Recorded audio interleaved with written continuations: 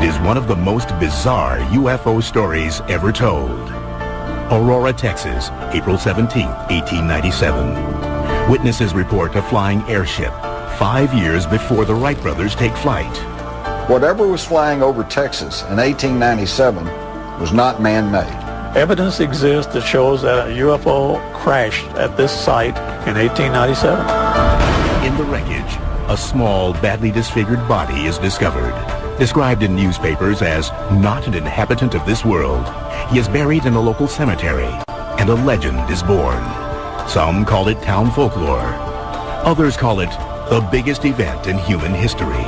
There's a better example of a UFO. I don't know what it is. Fact or fiction, truth or myth.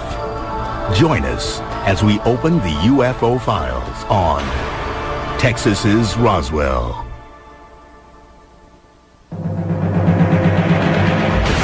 The 1947 Roswell incident may be the most famous UFO crash story of all time. But was it the first? On April 17, 1897, a mysterious airship was seen in the skies over the small Fort Worth suburb of Aurora, Texas, on a collision course with the home of a local judge. The story of the Aurora crash is fairly simple and straightforward. According to the newspaper accounts at the time, early in the morning of April 17, 1897, a large silver cigar-shaped object came fluttering closer and closer to the earth, struck a tower at Judge Proctor's house, exploded, scattering debris all over the place. 2 days later, April 19, 1897, the Dallas Morning News reported, About 6 o'clock this morning, the early risers of Aurora were astonished at the sudden appearance of the airship which has been sailing through the country. It was traveling due north and much nearer the earth than ever before. It sailed directly over the public square, and when it reached the north part of town, collided with the tower of Judge Proctor's windmill and went into pieces with a terrific explosion.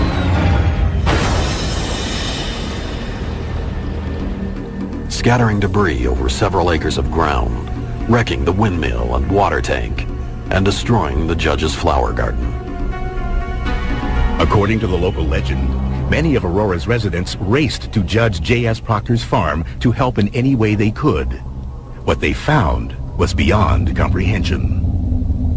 The Dallas Morning News reported that someone or something was in the craft. The pilot of the ship is supposed to have been the only one on board, and while his remains were badly disfigured, enough of the original has been picked up to show that he was not an inhabitant of this world. Mr. T.J. Weems, the United States Army Signal Services officer at this place and an authority on astronomy, gives it as his opinion that the pilot was a native of the planet Mars. His description was that it was an alien in form, and he was referred to as a Martian. Now, the only reference to Martians at that time were in the drawings of the science fiction writers, so it could have been sparked in part by literature. Of course, I wasn't there, so I can't say for sure who piloted the craft. All I can go is by the newspaper accounts, and they made it quite clear that the remains clearly indicated he was not an inhabitant of this world. According to the Fort Worth Register, the alien did not survive. They reported that he was given a Christian burial in the town cemetery. The fragments of the craft were then thrown down a well.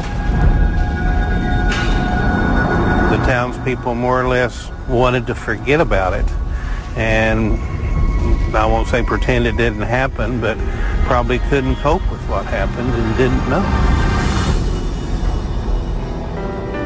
A small stone was placed over the unmarked plot to confirm the grave of the airship pilot.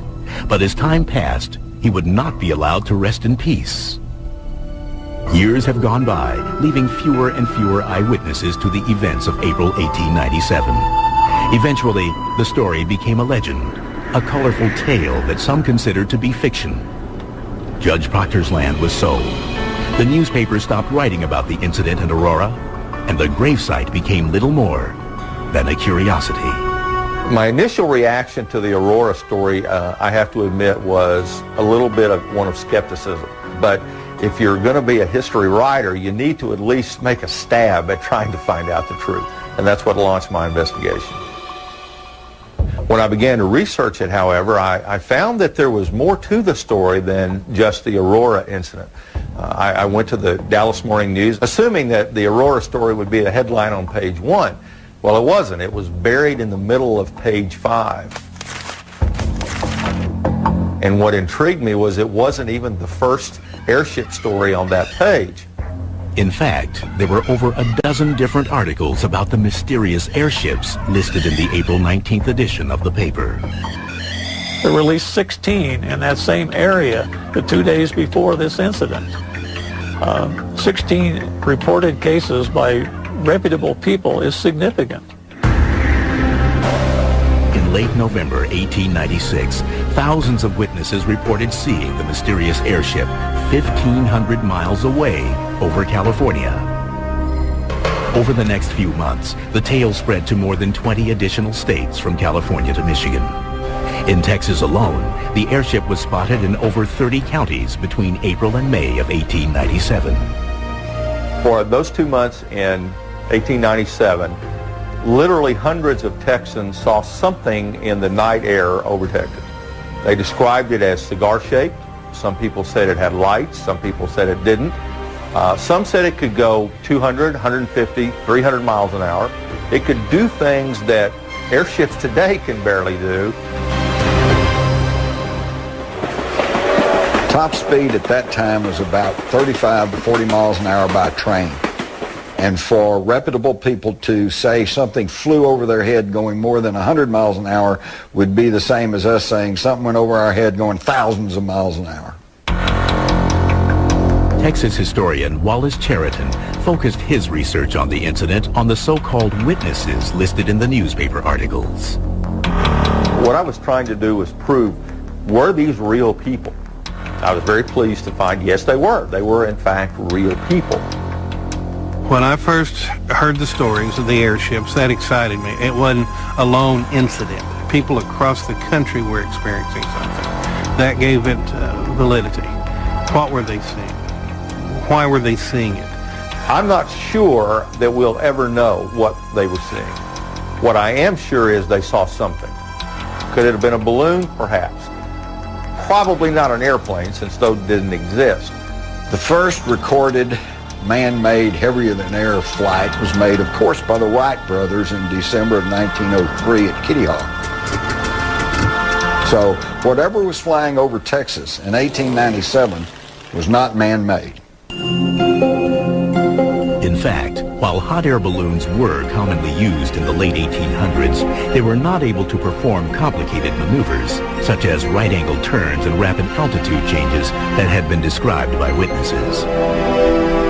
Patents had been registered for more advanced airships, but there is no record of any actually flying during that period. We're talking about something that did not exist in 1897 and yet was seen by literally thousands of people. If there's a better example of a UFO, I don't know what it is. Soon after the Aurora crash was reported, the sightings ended. Suddenly, there were questions. Were these sightings real, or were they all part of a gigantic hoax?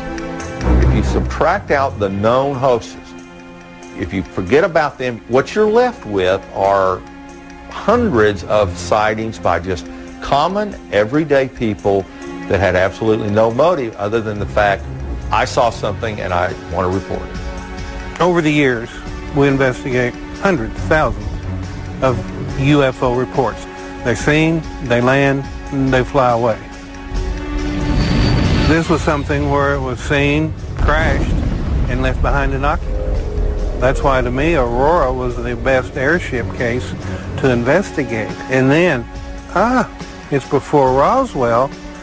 No one's gone in to cover it up. They didn't know about it. So that, to me, was the ultimate case to get the evidence I needed to prove or disprove what was going on. Coming up, the investigation focuses on the alien on board. We sent a letter and asked permission to exhume the body.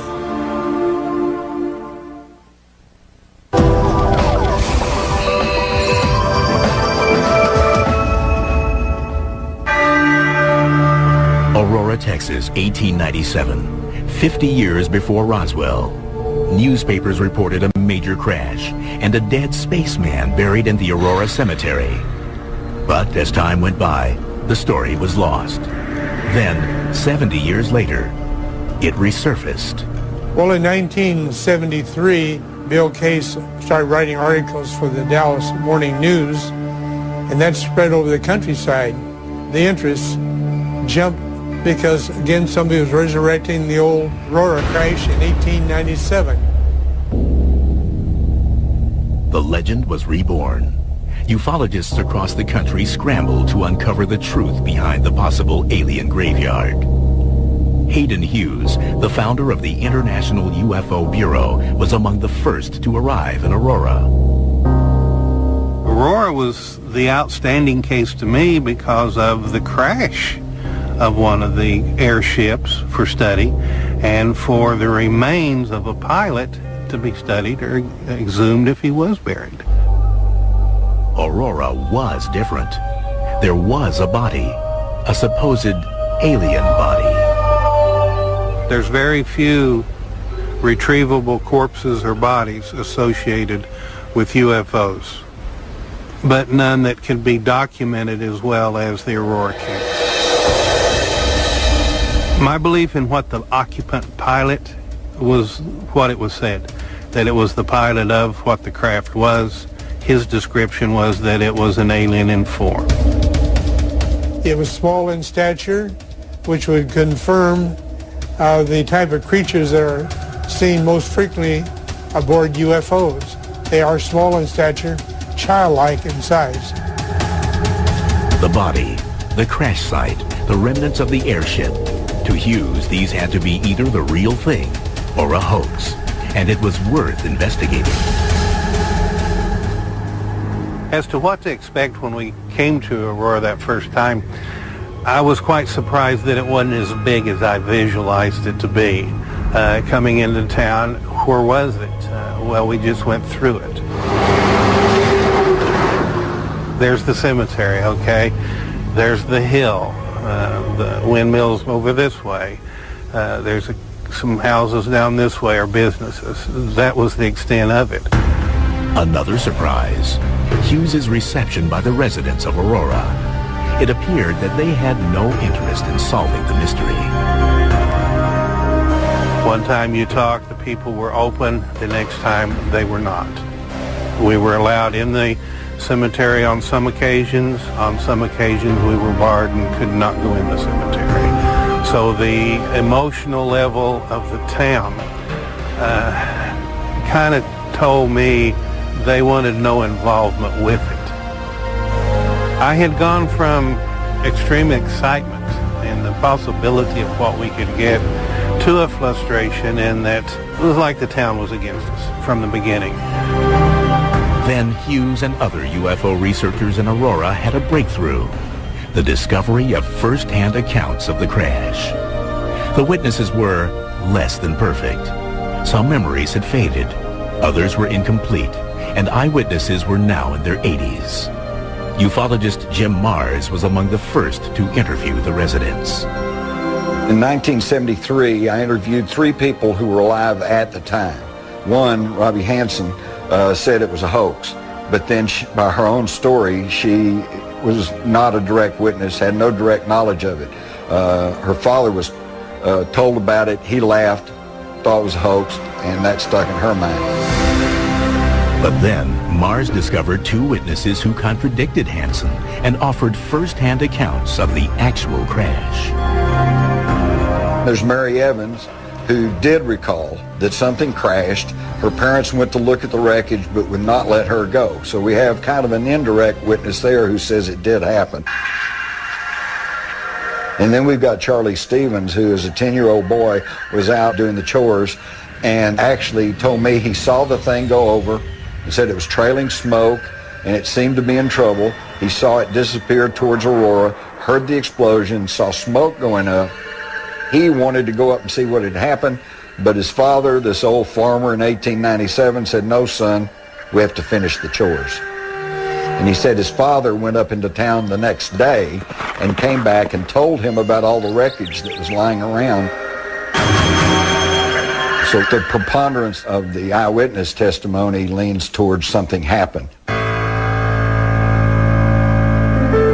In addition to eyewitness accounts, researchers located one man who added a new twist to the investigation. Aurora resident Brawley Oates, who suffered from an extreme case of rheumatoid arthritis, believed his debilitating health condition was somehow connected to the Aurora legend. Brawley Oates lived at the site of the crash. I believe he moved there in 1945. And when he moved there, he had the well cleaned out because it had all this metal stuff and debris down in it. And he needed to use it for water. Oates believes that the water in that well that he and his family drank for about 12 years affected their health drastically. In fact, he developed some of the worst arthritis conditions in his hands and other things that anybody has seen.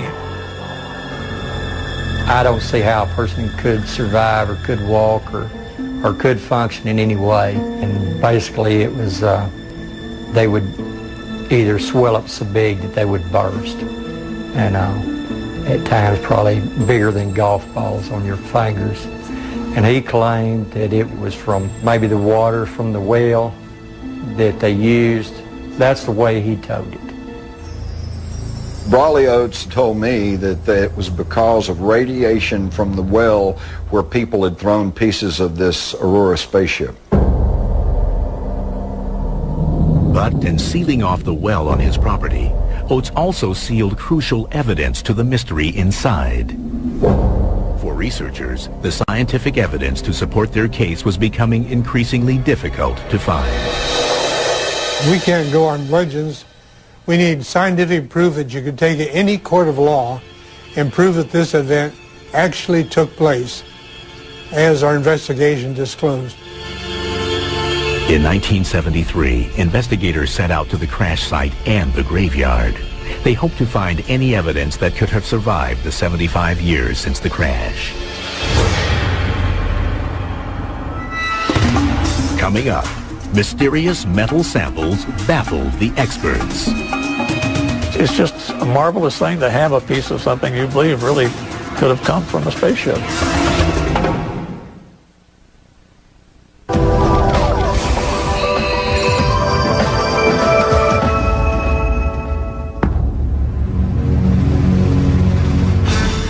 In the 1973 investigation, researchers found witnesses that authenticated an airship crash in April 1897. There were also claims of an alien buried in the local cemetery. But even with personal testimonies, ufologists realized that they needed scientific evidence. They hoped to find debris from the crash on the property formerly owned by Judge J.S. Proctor. What happened to the metal is probably anyone's guess at this point. The best guess to me was the main bulk of it was hauled off, and what was left behind was thrown down the well. Finding the well was easy, but researchers quickly discovered a problem. The well had been sealed off years earlier by the new property owner, Brawley Oates.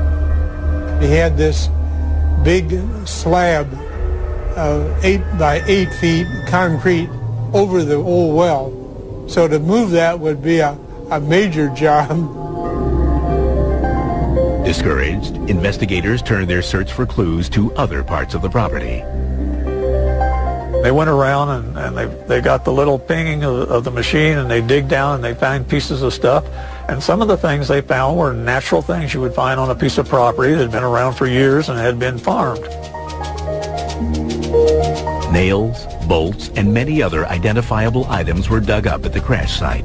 But then, something caught their attention. One of the fellows from Corpus Christi, Texas, found a piece that was very significant that MUFON has actually had analyzed by John Schuessler. This was tested 2 times. In 1973, immediately after it was taken out of the ground, it was transmitted to me, and I took it into an aerospace laboratory. This laboratory was one that was used to determine the failure modes of aircraft and spacecraft parts. So they had the latest and best equipment. They're the ones that did the first analysis and determined the unusual nature of it. The analysis showed it had been there for a long, long time. And then when you cut into the metal, they were 95% pure aluminum and 5% iron. 5% iron in solution in aluminum is a no-no. It doesn't mix that way. It's like less than 1% normally. And when there is iron, there's usually zinc or other materials. There was none of that in this case.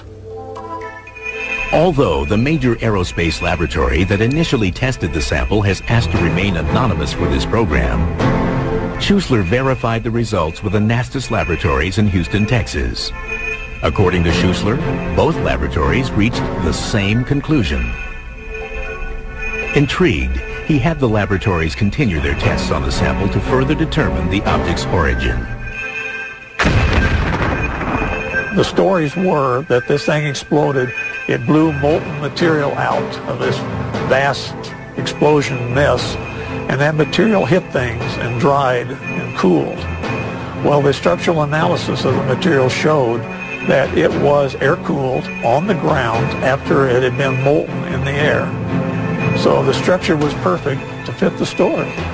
Has Schuessler uncovered the smoking gun to the Aurora crash? The material found and analyzed in 1973 couldn't have been made at that time on that farm or in the town of Aurora or anywhere around there, but it had to have been made in a very sophisticated laboratory using ultra-pure refining techniques. It's just a marvelous thing to have a piece of something you believe really could have come from a spaceship. Newspapers were quick to jump on the story of the new investigations into the airship crash, and as a result, the accuracy of the reporting suffered. Such was the case with a different sample sent to Dr. Tom Gray, now a professor emeritus at Kansas State University. One day there was a knock at my door, and a gentleman came in, and he had in his possession pieces that he had found at the reported site of the spaceship crash in 1897. Dr. Gray's colleague asked him to analyze the samples to determine if this was a piece of the Aurora spaceship. What you are looking at is the actual artifact that was tested.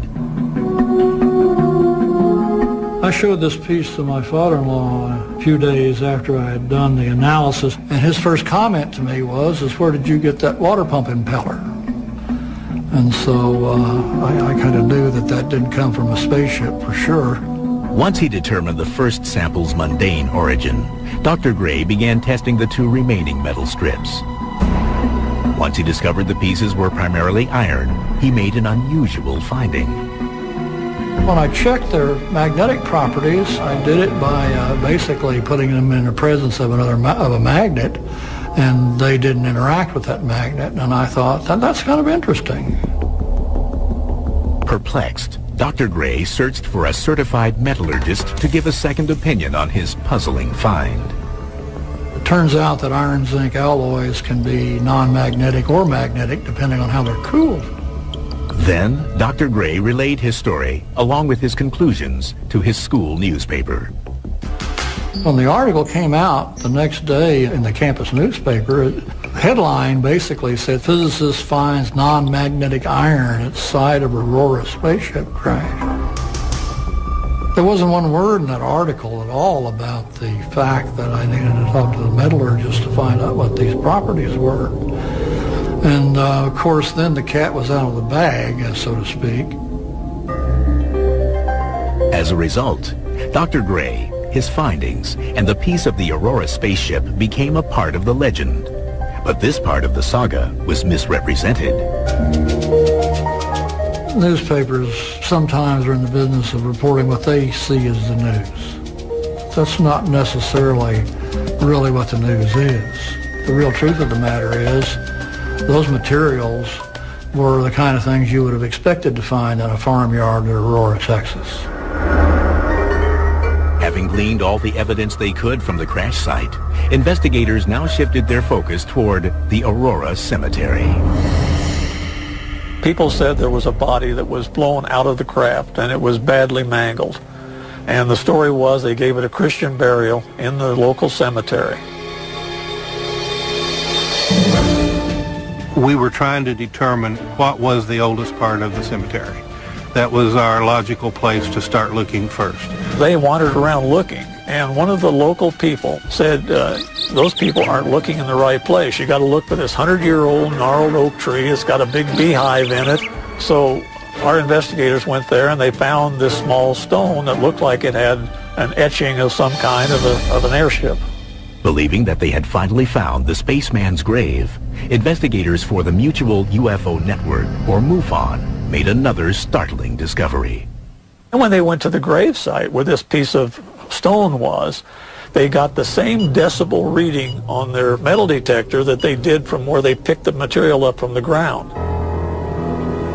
Walter Andrus, former international director of MUFON, believes there is a connection between the samples located at the crash site and what was reading inside the grave. The fact that they detected metal down in this grave indicated that someone must have buried, along with the body, some of the metal fragments from the crash site, which gives it more importance because it ties the two together.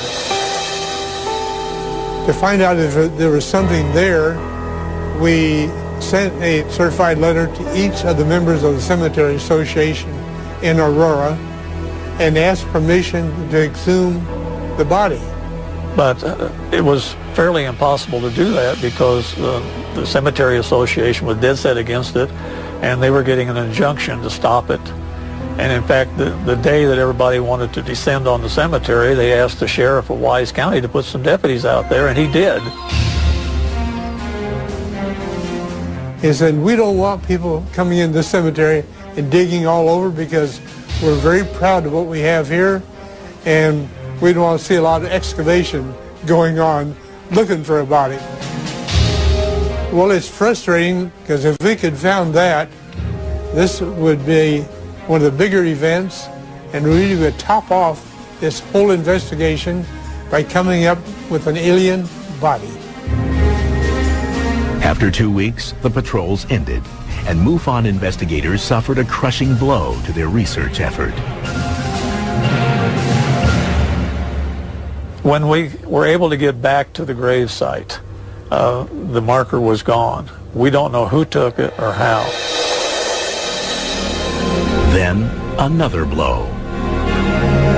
Someone had driven a 3-inch pipe down into the earth there and apparently pulled the metal up in this 3-inch pipe. One of our MUFON investigators checked it and did not find any trace of metal with his metal detector. What could have been evidence to authenticate the Aurora UFO mystery was gone. Coming up, skeptics fight back. Other explanations to the Aurora legend are far from being out of this world. In Texas, we have an old saying that never let the truth stand in the way of a good story.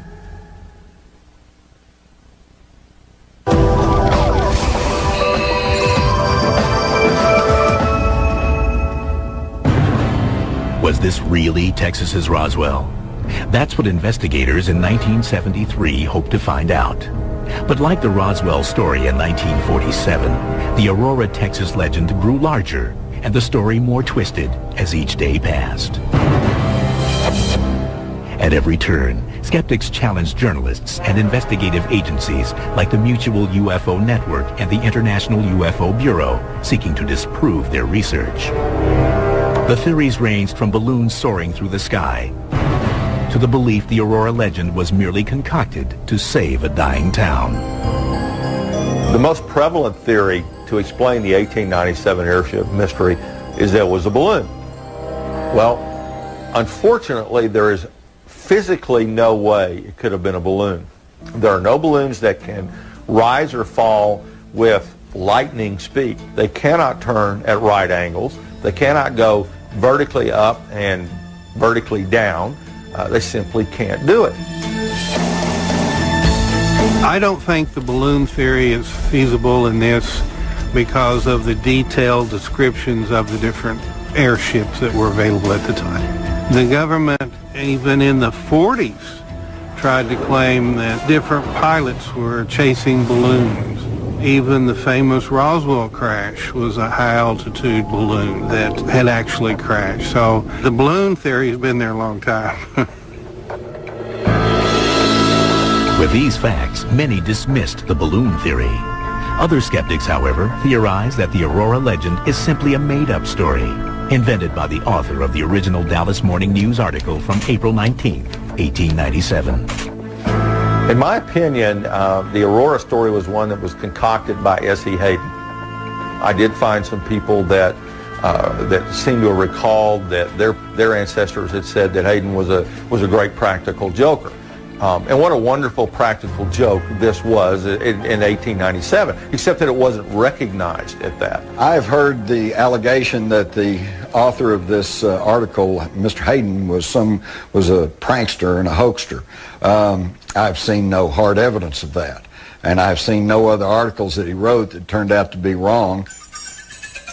Although Cheriton is challenged by some experts, he offers a convincing argument to back up his claim.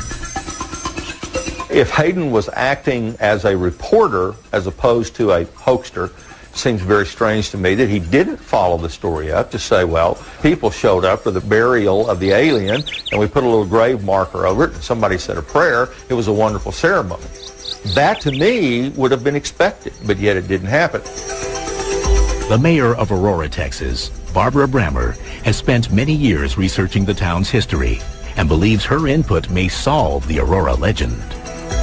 The legend, from what I have been able to read, started after several disasters that we had in the city.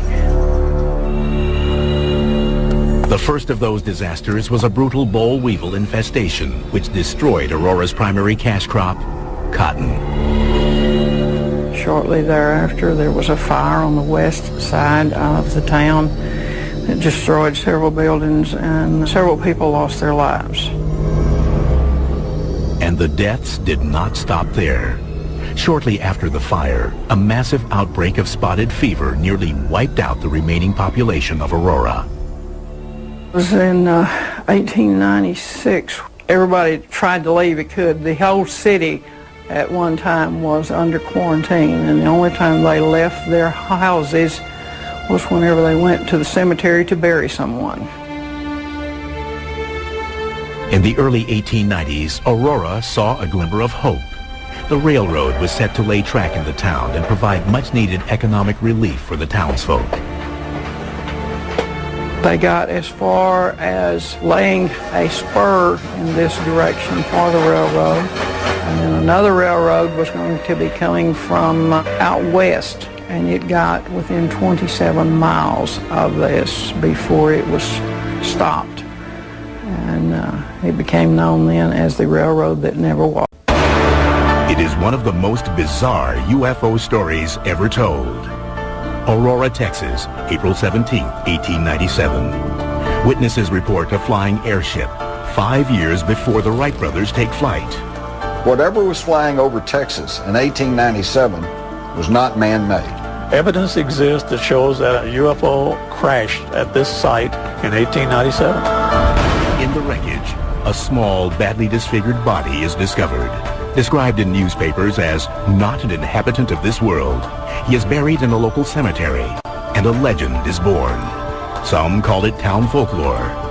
Others call it the biggest event in human history. If there's a better example of a UFO, I don't know what it is. Fact or fiction, truth or myth. Join us as we open the UFO files on Texas's Roswell. Charlie Stevens, no, he did not technically have a windmill, but he had a wooden derrick windlass, which is a wooden tower used to haul up the sump on his well. So that's a matter of semantics. There was a wooden tower there that the thing could have crashed into. In order to find evidence, I found one of the metal angle brackets that supported the wood arm of the windlass. One metal bracket is still there at the scene. Another element of the legend has come under attack from skeptics. The initial identity of the spaceman came from T.J. Weems, a local member of the U.S. Army Signal Corps. It is argued that Weems was only the town blacksmith and in no way an expert on astronomy like the newspaper claimed. According to Charlie Stevens, T.J. Weems was also an amateur astronomer, had his own telescope, and was widely known as a lay expert on astronomy. So that argument that he didn't have any knowledge that's pretty specious too. Despite the many explanations that researchers, journalists, and skeptics have for the Aurora legend, there is at least one thing that everyone can agree on. As far as I'm concerned, it's still a good story. It's a good story. I wasn't around then, but my granddad could tell a pretty good story. In Texas, we have an old saying that never let the truth stand in the way of a good story. After 3 decades, Hayden Hughes returns to Aurora. But can he solve the riddle of the mysterious airship once and for all? We have maybe one of the most scientific finds of the 20th century right here behind us.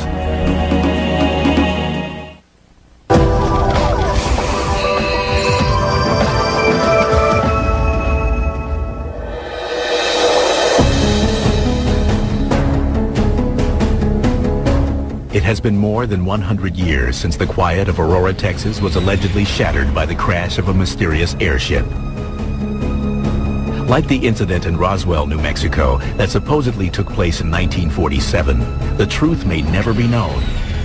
But to some ufologists, this case from 1897 may be the key to solving the whole UFO phenomena once and for all. The significance of the Aurora encounter was that there was a body left to be studied, and that there were hundreds of sightings of the same description over the central United States during that time. We see what happened at Roswell, we see what happened at some other sightings, but this one held the answer, and because it was before modern day censorship, that's a key.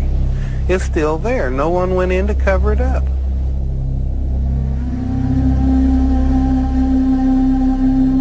While this former boomtown used to boast 3,000 inhabitants, there are only about 400 people living there today. The town may have decreased in size, but the controversy surrounding its most famous visitor has only grown. If nothing else, the tale of the mysterious airship crash has served to polarize Aurora, dividing believers from skeptics. Aurora's big claim to fame has to be the legend. It's the thing that has lasted longer than anything else.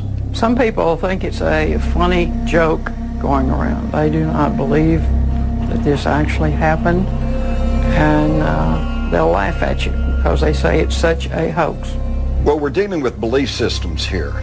And I found this when I first began to investigate this in the little town of Aurora. About half the people said, no, it was just a big hoax. And the other half said, no, it really happened. I had a feeling that they thought people were laughing at the little town of Aurora, even though the population there now had absolutely nothing to do with the airship mystery. I just always got the sense that this is not something they wanted to embrace. Despite the town's ambivalence towards its famous legend, in 1976 they installed a plaque at the cemetery that supposedly houses the aliens' remains. Since the actual stone marker was stolen more than 30 years ago, it is impossible to know the precise location of the pilot's body. To me, the only thing at this point that would satisfy it, it's pretty obvious we're not going to find a grave site to dig in. So, secondary, let's go to the well. Although the windmill above the well no longer exists, the former Proctor property was purchased by Brawley Oates in 1945. Long-standing rumors hold that the well on the property was contaminated by radioactive debris. More than 100 years later, the legend has also grown to include a mysterious patch of ground that lacks vegetation. When the mayor shared details of this rumor with Hayden Hughes in 2005, it renewed his interest in solving the mystery. Aurora, to me, had the most possibility of providing evidence that could confirm or deny the existence of the airships and the occupant. And when we left empty-handed, I saw it kind of as a failure because the evidence was still there. Maybe 2 feet under where we were standing. But still, we were unable to walk away with something we could really go forth and say, all right, here's something. Let's investigate that further. For the first time in over a quarter of a century, Hayden decided to revisit the place where it all began, the crash site. This is the alleged crash site of the airship. We're on top of the hill, valley all the way around. This is where Proctor had his property. His windmill was here, and we had a well, which was later cemented in. Certain areas are still accessible, but this fence stands in front of Judge Proctor's original well. Several requests to gain access to that part of the property were made for this program, but no calls were returned. My gut feeling tells me we're onto it and there's something there, and I can't dispel that. So close to where he feels the answers to the airship mystery lie, Hayden Hughes' frustration is palpable.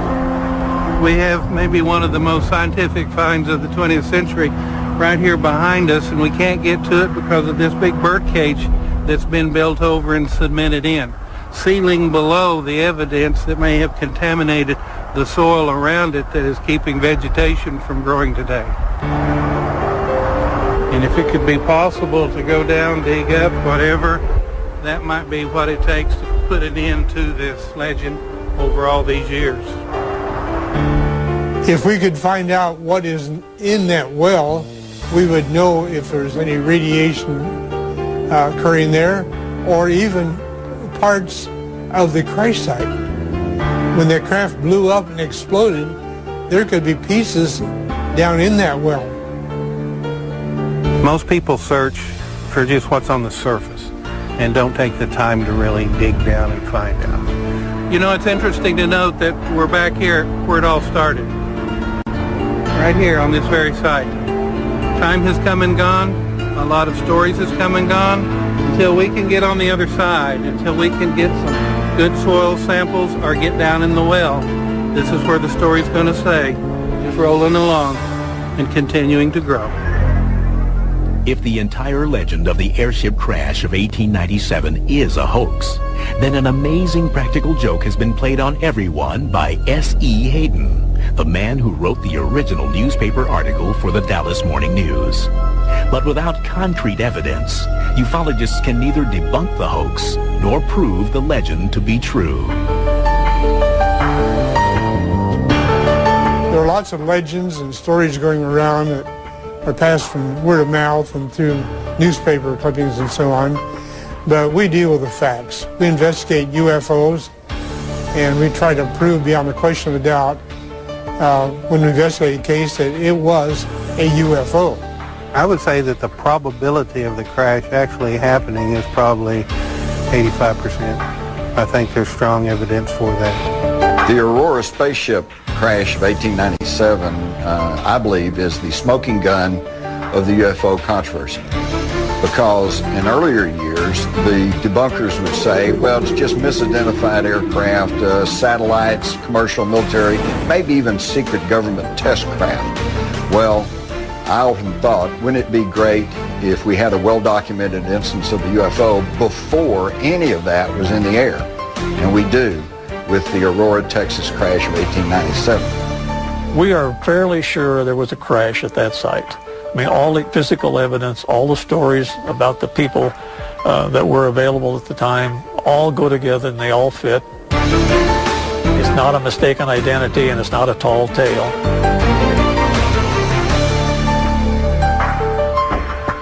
My conclusion, in a nutshell, something happened in 1897 that to this day we cannot explain. We can eliminate a lot of stuff. We know it wasn't a balloon. We know it wasn't an airplane. What was it? I don't know. UFO? Obviously. Where the UFO came from, that's the big mystery that, quite frankly, will probably never be solved. Will the ultimate truth ever be known about the Aurora case? I don't know. I would like to think that there is an alien in the grave, but it may come down to there's nothing in the grave. That's the legend.